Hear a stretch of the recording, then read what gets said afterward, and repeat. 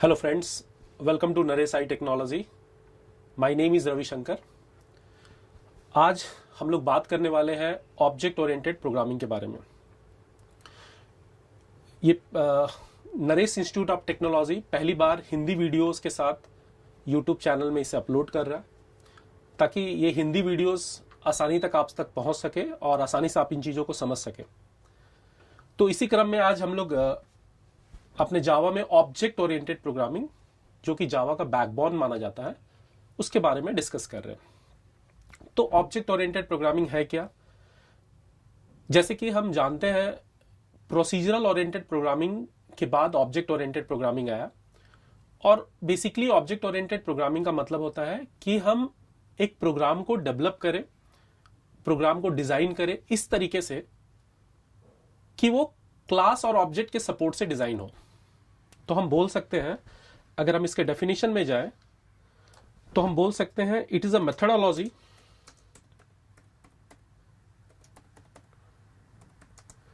To develop and design the programs using class and object. तो class और object को help लेकर, class और ऑब्जेक्ट की हेल्प लेकर अगर हम कोई प्रोग्राम को डेवलप और डिजाइन करते हैं, तो उसे हम बोलते हैं object oriented programming. Object oriented programming. अब इसके एडवांटेजेस क्या है?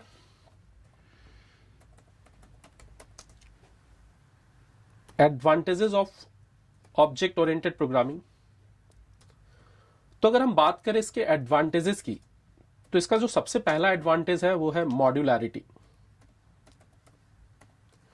मॉड्यूलैरिटी का मतलब हुआ कि हम एक बड़े प्रोग्राम को छोटे छोटे टास्क में डिवाइड कर सके।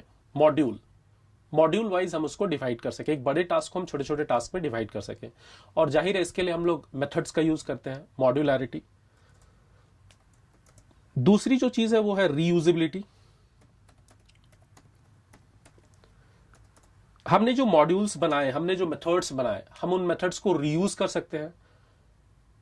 तो अगर हम चाहें कि उस मेथड्स को हम n number of times call करें, तो हम आसानी से उसको रीयूज कर सकते हैं, उसको कॉल कर सकते हैं। तीसरी जो चीज है और जो अंतिम चीज है वो है फ्लेक्सिबिलिटी। फ्लेक्सिबिलिटी के थ्रू हमारा प्रोग्राम इस तरीके से डिजाइन होना चाहिए ऑब्जेक्ट ओरिएंटेड अप्रोच के थ्रू, कि हमारा प्रोग्राम आसानी से मेंटेनेंस हो सके, हमारा प्रोग्राम आसानी से फ्लेक्सिबल हो सके, हमारा प्रोग्राम आसानी से चीजों को अडॉप्ट कर सके। अगर हम फ्यूचर में कभी भी उसको आसानी से मॉडिफाई करना चाहें तो बहुत आसानी से हो सके। ये फ्लेक्सिबिलिटी का मतलब है। अब अगर हम बात करें इसके फीचर्स की, कि क्या क्या फीचर्स हैं ऑब्जेक्ट ओरिएंटेड प्रोग्रामिंग की। Features of object oriented programming. तो इसका जो सबसे पहला फीचर है, जो कि काफी इंपॉर्टेंट है, वो है क्लास। दूसरा जो फीचर है वो है ऑब्जेक्ट। हमारे पास टोटल 6 फीचर्स है। तो दूसरा फीचर्स है ऑब्जेक्ट। तीसरा जो फीचर्स है वो है abstraction. Next one is encapsulation.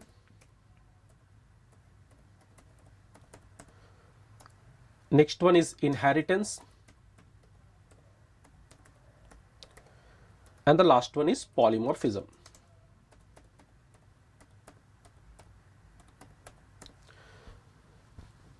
अब ये 6 फीचर्स जो है, ये ऑब्जेक्ट ओरिएंटेड प्रोग्रामिंग के फीचर्स है।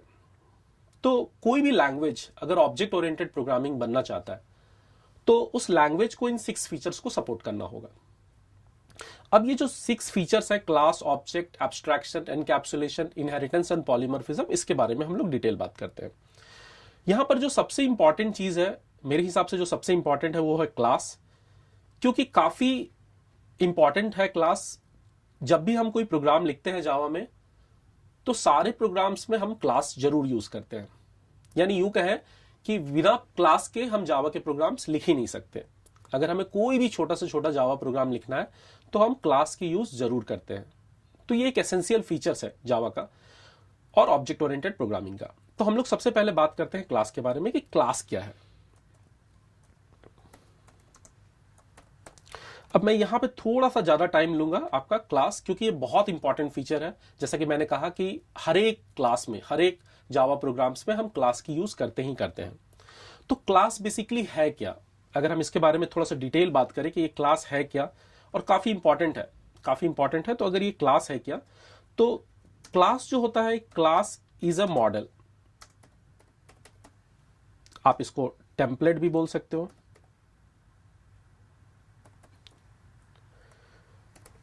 ब्लूप्रिंट भी बोल सकते हो,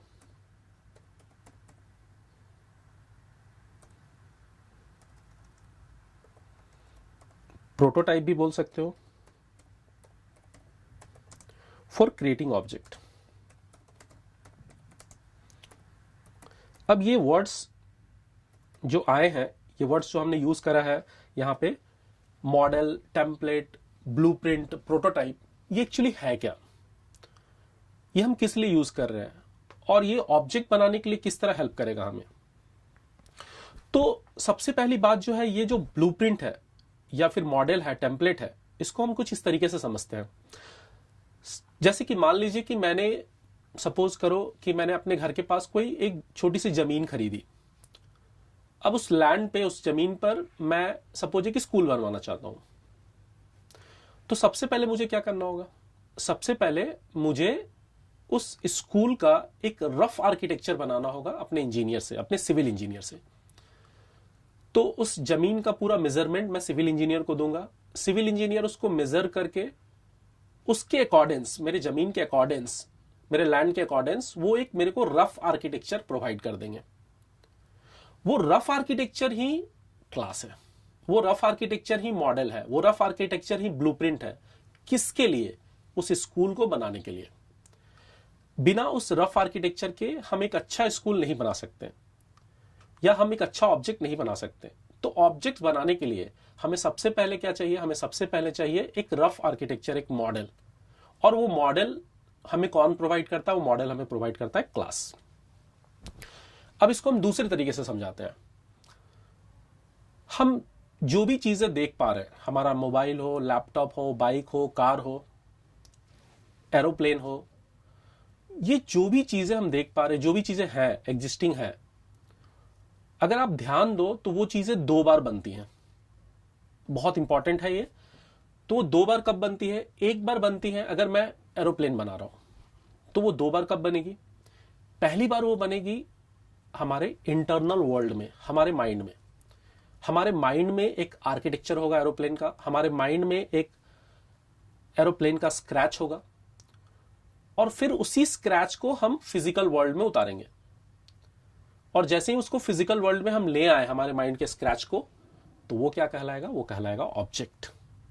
तो जो हमने सोचा, जो हमारे माइंड में है, जो लॉजिकल है, जो हमने सोचा, लॉजिकल थिंकिंग, वो क्या है, क्लास। और जब हमने उसे फिजिकली इस आउटर वर्ल्ड में बना दिया, तो क्या हो गया, ऑब्जेक्ट। तो इस तरह से हम बोल सकते हैं कि क्लास जो है, एक class is a logical entity. ये एक लॉजिकल एंटिटी भी है, ये एक लॉजिकल एंटिटी भी है।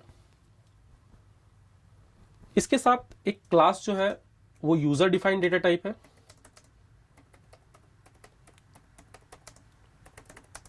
यूजर डिफाइंड डेटा टाइप भी है, जिसके अंदर हम डेटा मेंबर और मेंबर फंक्शन को डिस्क्राइब करते हैं, जिसके अंदर हम डेटा मेंबर और मेंबर फंक्शन को लिखते हैं। कैसे लिखते हैं, क्यों लिखते हैं, वो पार्ट हम थोड़ा सा बाद में डिस्कस करेंगे, वहां पे ज्यादा अच्छे से हम क्लियर कर पाएंगे आपको इन सारी चीजों को। ठीक है, तो ये क्लास यहां पे यूजर डिफाइंड डेटा टाइप है। अब इसको और भी अच्छे तरीके से समझने के लिए हम आपको एक छोटी सी स्टोरी शेयर करना चाहते हैं, ताकि आपको क्लास के बारे में बिल्कुल आइडिया हो जाए। क्योंकि मैं फिर से एक बात बता रहा हूं, यहां पे मैं थोड़ा सा ज्यादा टाइम ले रहा हूं, क्योंकि क्लास एक बहुत ही इंपॉर्टेंट फीचर है।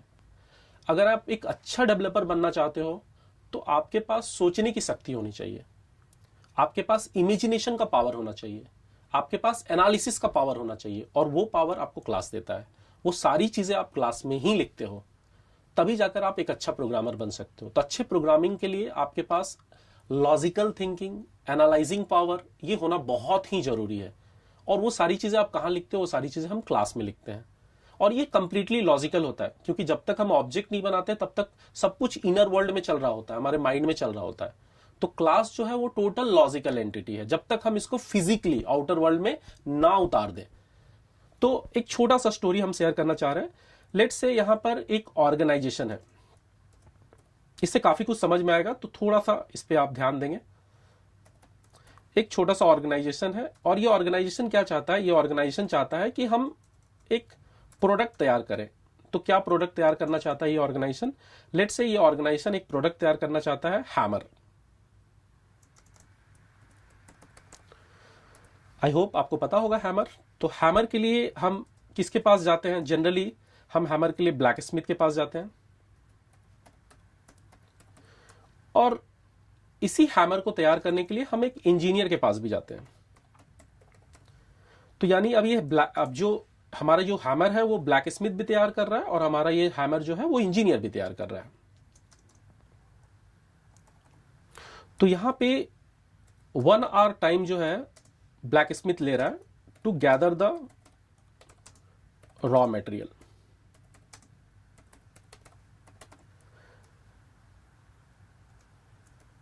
और यहां पे 1 आवर टाइम इंजीनियर भी ले रहा है to gather the raw material.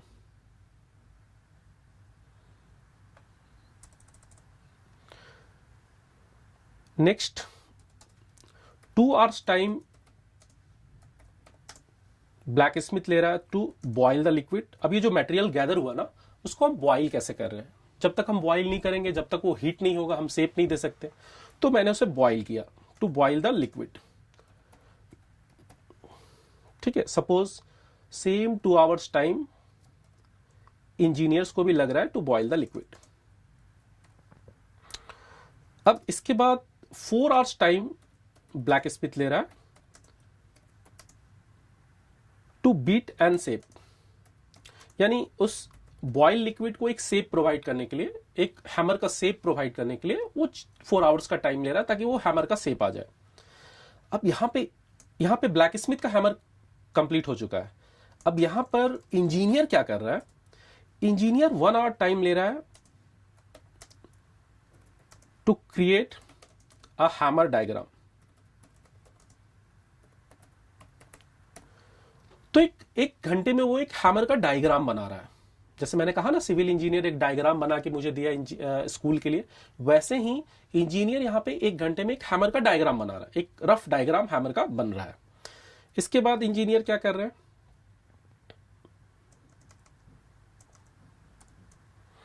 यहां पे इंजीनियर 3 आवर्स टाइम ले रहे हैं टू क्रिएट अ डाई। तो यहां पे डायग्राम के अकॉर्डिंग्स, उस डायग्राम के अकॉर्डिंग्स एक डाई बन जा रहा है। डाई का मतलब क्या हुआ? तो अगर हम इसको थोड़ा सा डायग्राम से दिखाने का कोशिश करें कि डाई का मतलब क्या हुआ, तो एक डाई है यहां पे मेरे पास। Just you try to understand. तो ये एक छोटा सा डाई, अगर हम थोड़ा सा इसका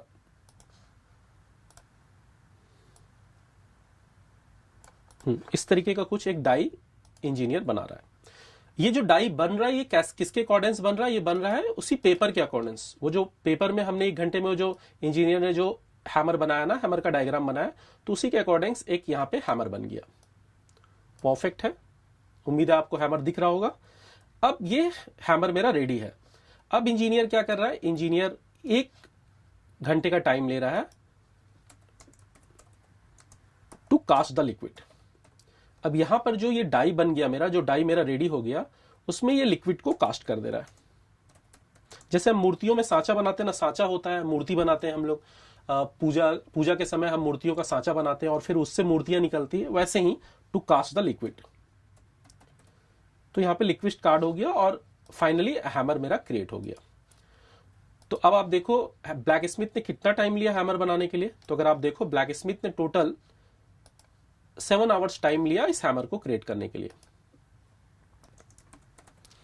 और अगर आप इंजीनियर की बात करो, इंजीनियर ने कितना टाइम लगा इस हैमर को क्रिएट करने के लिए? सो 2 + 2 4, 4 + 3 7 + 1 8 आवर्स। तो टोटल इंजीनियर को लग गया 8 hours to create the hammer. अब आप सोच रहे होंगे कि एक ऐसा इंजीनियर है जो ज्यादा टाइम ले रहा है ब्लैक स्मिथ से। ब्लैक स्मिथ से ज्यादा टाइम ले रहा है इंजीनियर हैमर बनाने में। लेकिन अभी आपको समझ में आएगा। सपोज अभी फिर से इस ऑर्गेनाइजेशन ने 10 और हैमर बनाने का ऑर्डर दिया, दोनों को, ब्लैक स्मिथ को भी और इंजीनियर को भी। अब जब आप ब्लैक स्मिथ के अप्रोच में जाते हो तो 7 आवर्स टाइम लगेगा ही एक हैमर बनाने में, और आपने 10 हैमर्स का ऑर्डर दिया, मतलब टोटल कितना टाइम लग गया, 70 आवर्स। और जब आप इंजीनियरिंग अप्रोच में जाते हो तो देखो, आपने ऑलरेडी क्या किया है, आपने ऑलरेडी एक हैमर का डायग्राम और डाई ऑलरेडी आपने बना लिया है। ये दोनों टास्क आप ऑलरेडी परफॉर्म कर चुके हैं, तो इनको फिर से दोबारा करने की आपको कोई जरूरत नहीं है, क्योंकि ये आपने ऑलरेडी कर लिया, आपके पास ऑलरेडी डाई है। उस डाई को आप रीयूज करोगे, तो यहां पे हम क्या कर रहे हैं, यहां पे हमारे पास अब 4 आवर्स टाइम लगेगा, into 10 is equal to 40 hours में हमारा 10 हैमर्स क्रिएट हो जाएगा। सो ऑफकोर्स इंजीनियर हमारा मोर बेटर है। अब ये जो 1 आवर जो हमारा टाइम लगा, ये जो 1 आवर जो हमने डाई डायग्राम बनाया, ये जो डाई डायग्राम हमने क्रिएट करा, ये डाई डायग्राम क्या है, यही तो क्लास है। और ये जो हैमर, ये जो डाई क्रिएट हुआ, ये क्या है, दैट इज द ऑब्जेक्ट। तो अभी नेक्स्ट वीडियो में फिर हम लोग बात करेंगे कि ऑब्जेक्ट क्या है। अभी इस वीडियो से कंफर्म हो गया कि क्लास क्या हुआ, ये बहुत इंपॉर्टेंट है, लॉजिकल पावर देता है आपको। और नेक्स्ट वीडियो में हम लोग बात करेंगे कि what is an object. So thank you, thanks a lot.